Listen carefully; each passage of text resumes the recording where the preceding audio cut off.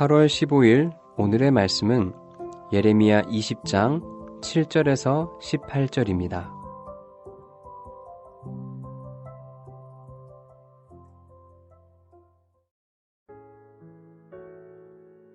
여호와여, 주께서 나를 권유하심으로 내가 그 권유를 받았사오며 주께서 나보다 강하사 이기셨으므로 내가 조롱거리가 되니 사람마다 종일토록 나를 조롱하나이다. 내가 말할 때마다 외치며 파멸과 멸망을 선포하므로 여호와의 말씀으로 말미암아 내가 종일토록 치욕과 모욕거리가 됨이니이다. 내가 다시는 여호와를 선포하지 아니하며 그의 이름으로 말하지 아니하리라 하면 나의 마음이 불붙는 것 같아서 골수에 사무치니 답답하여 견딜 수 없나이다.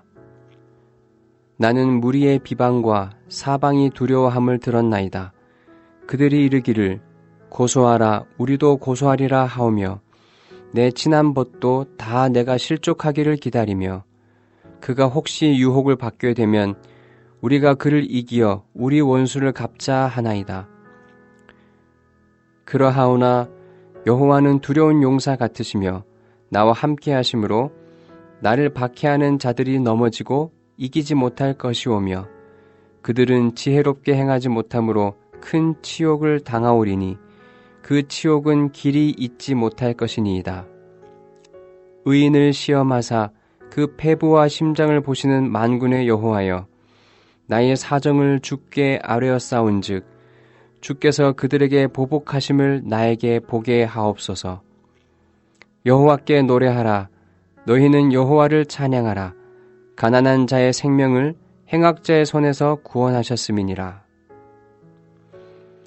내 생일이 저주를 받았다면, 나의 어머니가 나를 낳던 날이 복이 없었다면, 나의 아버지에게 소식을 전하여 이르기를 당신이 등남하였다 하여 아버지를 즐겁게 하던 자가 저주를 받았다면, 그 사람은 여호와께서 무너뜨리시고 후회하지 아니하신 성읍같이 되었다면, 그가 아침에는 부르짖는 소리, 낮에는 떠드는 소리를 듣게 하였다면 좋을 뻔하였나니, 이는 그가 나를 태에서 죽이지 아니하셨으며 나의 어머니를 내 무덤이 되지 않게 하셨으며 그의 배가 부른 채로 항상 잊지 않게 하신 까닭이로다. 어찌하여 내가 태에서 나와서 고생과 슬픔을 보며 나의 날을 부끄러움으로 보내는고 하니라. 예레미야 20장 7절에서 18절 말씀을 함께 묵상하겠습니다. 예레미야 선지자는 하나님의 말씀을 듣고 그 말씀을 유다 백성에게 전했습니다. 선포된 말로도 전하였고 비유로도 전했습니다. 그리고 상징 행위를 통해서도 전했습니다. 여러 가지 방법으로 하나님의 마음과 생각을 전했습니다. 예레미야는 바알과 우상을 섬기며 하나님을 버린 유다 백성들은 하나님의 심판을 받아 땅이 황무하게 될 것이며 백성들은 포로로 끌려갈 것이라 하였습니다. 이 심판이 임하는 것은 결국 유다 백성이 돌이키지 않고 하나님을 등지고 있기 때문이라 하였습니다. 예레미야가 전한 이 하나님의 말씀은 유다 백성들도 싫어했고 특히 유다 왕가는 더욱 싫어했습니다. 그래서 여호와의 성전 총감독인 임멜의 아들 제사장 바스울이 예레미야를 감옥에 가두었습니다. 그럼에도 예레미야는 예언하기를 그만두지 아니하고 하나님께서 하신 말씀을 바스울에게 전했습니다. 이런 상황 속에서 예레미야는 자신의 심정을 하나님께 토로하는데요. 오늘 본문은 예레미야의 고백록이라고 할 수 있습니다. 예레미야서에서 예레미야의 고백록은 5단락이 있는데요. 오늘 본문이 5번째 단락으로 마지막 고백록입니다. 예레미야는 하나님과 반복적으로 대화하고 있으며 자신의 마음과 심정을 하나님께 계속해서 토로하고 있습니다. 오늘 본문은 2단락으로 나눌 수 있는데 첫째 단락은 7절에서 13절 예레미야의 고백이며 14절에서 18절은 예레미야의 자기 저주입니다. 첫째 단락 7절에서 13절을 살펴보겠습니다. 예레미야는 지금 하나님을 향해 탄식 해석과 항변을 합니다. 하나님께서 나를 권유하셨기에 내가 그 권유를 받았다고 하지요. 여기서 권유라는 히브리어 단어는 유혹하다, 설득하다 그런 뜻이지요. 그러니 자신은 예언 사역을 하기 싫었는데 하나님께서 나를 유혹하고 설득해서 어쩔 수 없이 이 예언 사역을 하게 되었다라고 말하는 것이죠. 이렇게 약간 빈정상에서 말하는 이유는 예언 사역의 결과가 긍정적이지 않기 때문입니다. 예레미야는 하나님의 권유를 받고 하나님의 말씀을 전하는 사역을 했음에도 불구하고 자신에게 돌아온 것은 조롱거리라 합니다. 사람들이 종일토록 자신을 조롱한다 합니다. 이렇게 사람들이 자신을 조롱하는 이유는 8절에 하나님께서 전하라고 하신 말씀이 파멸과 절망이기 때문이라 합니다. 그래서 사람들이 자신을 미워하고 증오하고 조롱한다 하지요. 9절에는 예레미야의 내적 갈등이 보입니다. 그들의 조롱과 비방 때문에 예레미야는 다시는 여호와의 예언을 선포하지 않겠다고 다짐합니다. 그 예언 사역이 얼마나 힘들고 얼마나 외로운지 다시는 전하지 않겠다고 하지요. 그런 마음이 들긴 하지만 이내 그 마음이 돌아섭니다. 그렇게는 할 수 없다고 합니다. 하나님의 말씀을 전하지 않으면 자신의 마음이 불타는 것 같아서 견딜 수 없다고 합니다. 이는 예레미야가 예언 사역을 하는 일이 자신이 하고 싶어서 하는 일도 아니며 자신의 열정으로 하는 일이 아니기 때문입니다.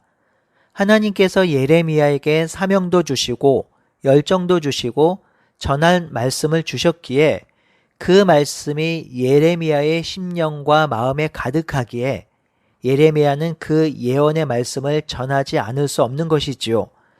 만약 자기의 만족과 유익과 자신의 영광을 위해서 이 예언 사역을 했다면 백성들의 조롱과 비난이 올 때 쉽게 포기하고 낭망했을 것입니다.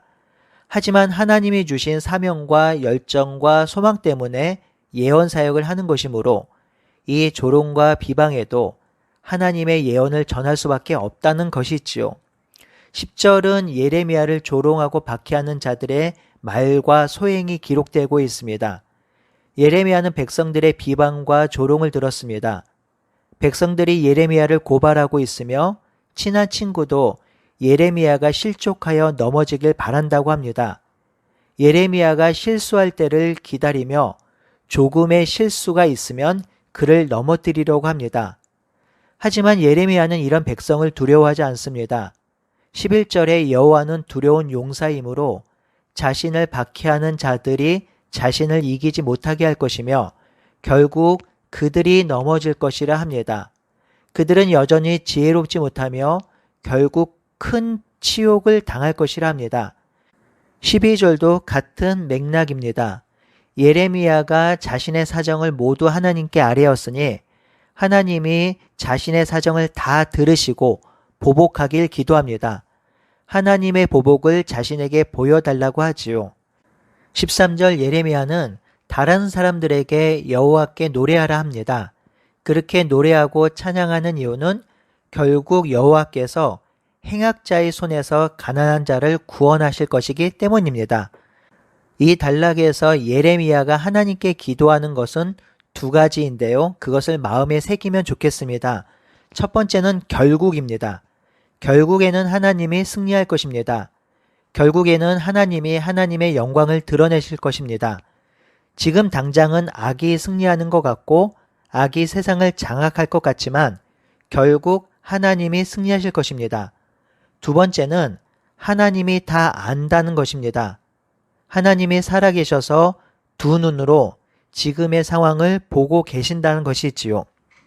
두 눈으로 보고 계신 하나님이 결국 가난한 자로 대표되는 의인과 하나님의 백성과 끝까지 하나님을 따르는 자들을 지키시고 행악자들을 멸절하실 것입니다. 하나님이 살아계시며 다 보고 계시므로 결국 하나님이 하나님의 역사를 온전히 이루실 것입니다. 성도 여러분, 우리의 상황을 다 보고 계신 하나님이 결국 승리하실 것입니다. 이 놀라운 사실을 붙들고 오늘도 승리하는 우리가 되기를 바라고 소원합니다. 둘째 단락 14절에서 18절은 예레미야의 자기 저주를 기록하고 있지요.